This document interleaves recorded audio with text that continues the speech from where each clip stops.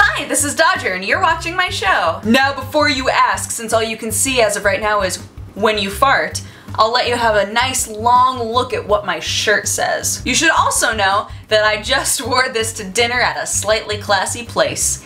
YOLO. I was thinking, you know, nobody will actually take the time to read my shirt, and then as we were being shown to our table, of course, the waiter reads it out loud. Oh, my shirt. Yep, it's, for work. So for gaming news, first thing and biggest thing right now, of course, is that the Heart of the Storm beta just started for StarCraft 2. I believe if you're interested in that, you can sign up to possibly be part of it through your Battle.net account, so you should get on that because people are already making a ton of content.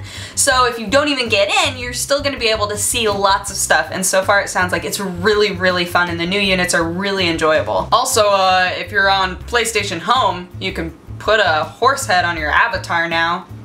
So that's a nugget of info. In other news, Level 5's kind of secret game that they've had for a while now was just revealed. Level 5 is the company that makes the Professor Layton games and also some weird Hostess games, but their secret game, it turns out, is just Professor Layton but for mobile. It's a little bit different from other Professor Layton games because you don't actually play Professor Layton. You play like a little avatar who's off solving mysteries and finding clues and etc, etc, etc.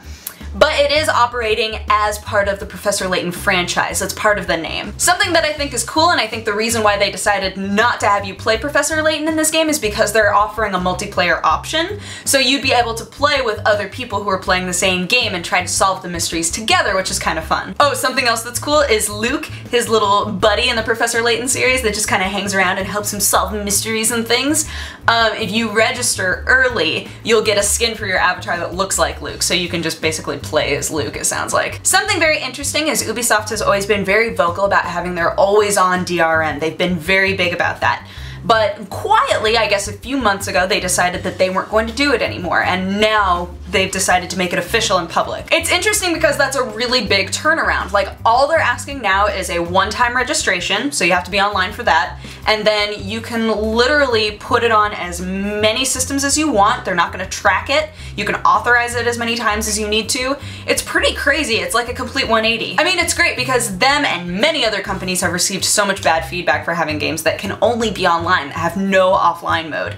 So I think that this is really smart. It's a really good step for their company, and making it very open and very public right now is going to inspire more people to play their games. So to put it in perspective for a game that is going to be coming out here pretty soon, if you were to buy Assassin's Creed 3 and wanted to play it, you wouldn't need to be online all the time. You'd be able to play it offline as much as you want, and you'd be able to authorize it on as many machines as you wanted. As a final bit of news, so many of you know Steam Greenlight has launched, which is their program where people who want a game to go on Steam, they can put it up on Greenlight, and then people can vote on whether or not they want it in Steam and if they want to buy it. So up until now, it was free to put your game up there. There were just specifications, things that they required in order to set your page up, right?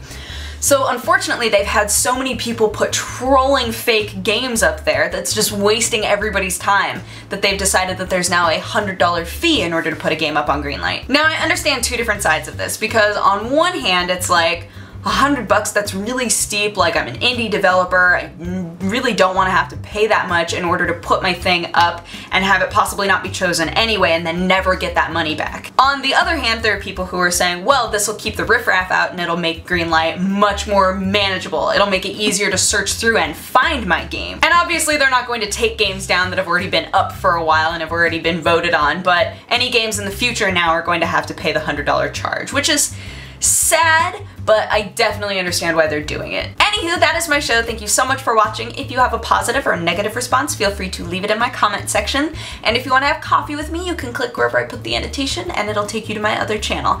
But otherwise, I hope that you guys are having an amazing week so far, and I will talk to you again on Friday. Okay, bye-bye. Mwah. It's, for work.